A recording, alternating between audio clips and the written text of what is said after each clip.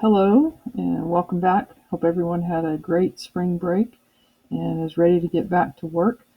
This is our lesson for Monday, March 30th in Precal. And just kind of to give you an idea of what I'm thinking, we have at least 3 weeks of virtual classes before hopefully we can get back to meeting together again. As much as I would like to have more closure for Chapter 5, as Mr. Clark likes to say, that horse is already out of the barn and we'll just let that go. And so we're just going to continue with what we started before spring break with working in Chapter 7. And we'll go through and get what we need out of Chapter 7. And then we'll move into Chapter 9 and talk about our conic sections. And then we'll come back to Chapter 8. And then my goal is to end up in limits. And so I'm hoping, again, that in 3 weeks we can meet back together. But there are several things that you guys need to know if you're going to college algebra. That's kind of what we're working on right now. And then the limits, chapter 11, is what you need to know for calculus. And in between, there's more things on the ACT. I hope you guys will be getting your results soon. And as you get them, if you would let me know how you did, I would appreciate it.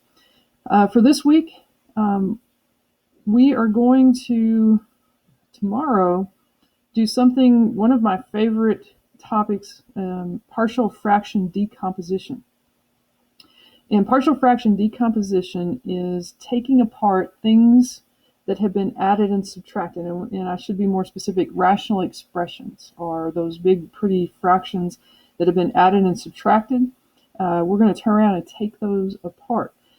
And so today I want to review adding and subtracting rational expressions. You guys got a lot better at this because of trig, where you had to put those together when you were verifying identities and solving. And then tomorrow we're going to begin taking them apart. And we'll work with linear denominators. And then on Wednesday, we'll step up to quadratics. And then on Thursday, we'll have a quiz on partial fraction decomposition. And then, as I mentioned before the break, Chapter 7 is broken into two parts. And the first part has to do with solving systems. And the second part has to do with matrices and how matrices can help you solve systems. And so we've already talked about solving systems with addition, with substitution and elimination and graphing. And they're in section 7.3. It also talks about solving them using the Gaussian method. And then that's used with matrices. And so I'm just going to save it for matrices. So we're going to talk about partial fractions from 7.3, and then we're going to move into the matrices section of chapter 7. So that's just kind of the plan. I just kind of want to give you a heads up. Today, we're just going to review, hopefully, just a review of adding and subtracting rational expressions. So I want to start with very simple. If we have 5 over 2m plus 3 over 2m, and we need to combine, remember these are just rational expressions, are just fractions that have polynomials, and to be able to add and subtract fractions, you have to have a common denominator. And so these already have a common denominator, and so you combine your numerators, and we would have 8 over 2m, and then you always reduce your fractions, and 2 will go into 8 4 times, and so our answer would be 4m. So if they have the same denominator, you are just going to combine the numerators and simplify if possible. Now, if they do not have the same denominator, so let's say we had 3 over 3x plus 6 over 9x squared minus 1 over x, and we wanted to add these together. We would need to think about what is the common denominator for 3x, 9x squared, and x. And so that common denominator would be 9x squared.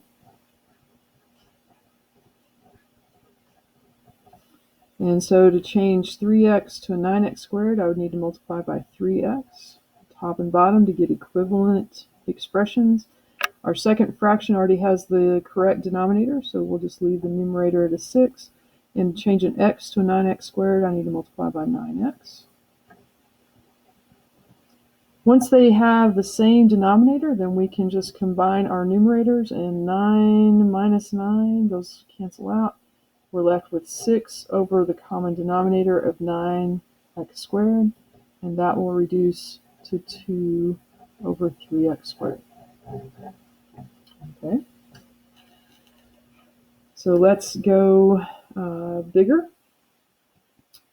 If we had,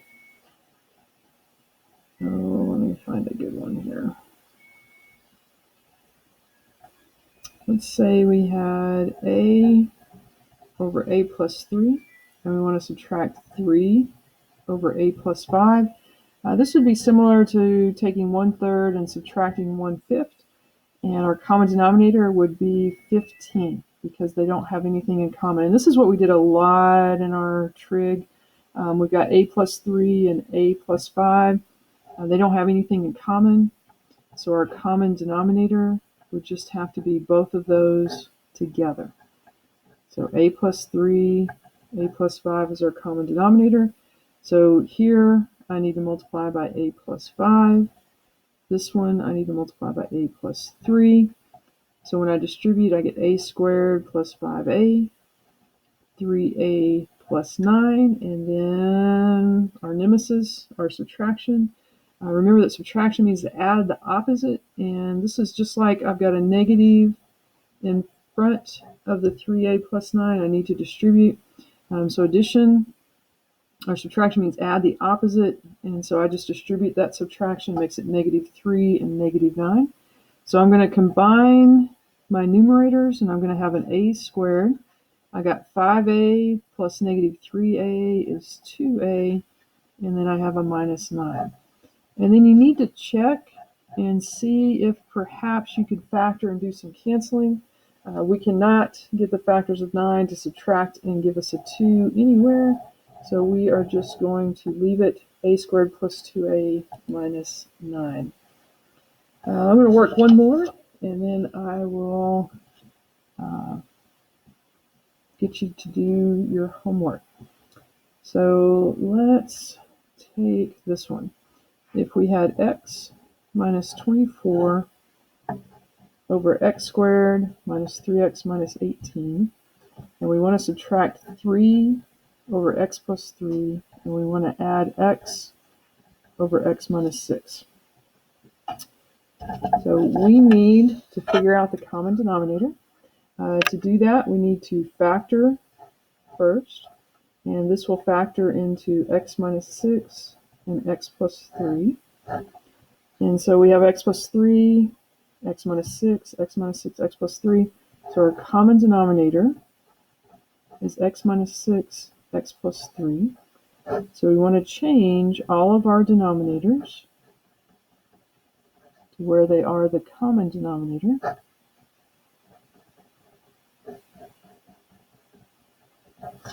So my first fraction already has the correct denominator, so the numerator will be x minus 24. My second fraction has an x plus 3, but it's missing the x minus 6. And so I need to distribute the 3, and I'm going to get 3x minus 18. My third fraction has an x minus 6, but it's missing the x plus 3. And so I need to distribute, and I'll have x squared plus 3x. Now that they have the same denominators, I'm going to combine my numerators, but before I do that, I'm going to distribute my negative. It makes that a -3 and a positive 18. So putting them in descending order, I'm going to start with x squared, and then I've got x minus 3x is -2x, plus 3x is a positive x. So I combine my x's. I've got -24 plus 18 is going to be a -6. Over x minus 6 and x plus 3. And if you get here, that is awesome and that's great, but I will have to count off if you do not reduce. And we can factor this into x plus 3 and x minus 2. So this is kind of like our verifying. We're factoring instead of using those identities. And now I can cancel the x plus 3's, and my answer is x minus 2 over x minus 6. Now, do not give in to the temptation to try and reduce the 2 and the 6. Those are not factors, and that would be bad algebra. You cannot reduce things that are being added and subtracted. You can only reduce things that are being factored. And so your homework is going to be just practicing finding those common denominators, getting those equivalent expressions, and adding and subtracting. And then tomorrow, we are going to learn how to take our answers and go in reverse and figure out what were the things that were originally added and subtracted. And that's called partial fraction decomposition. Again, it's one of my favorite things to teach and for you to learn. Your homework is going to be a worksheet that is in Schoology, and on that worksheet, I want you to complete the odd. I believe it was the odd starting with number 5 and going to 39. So the odd 5 through 39.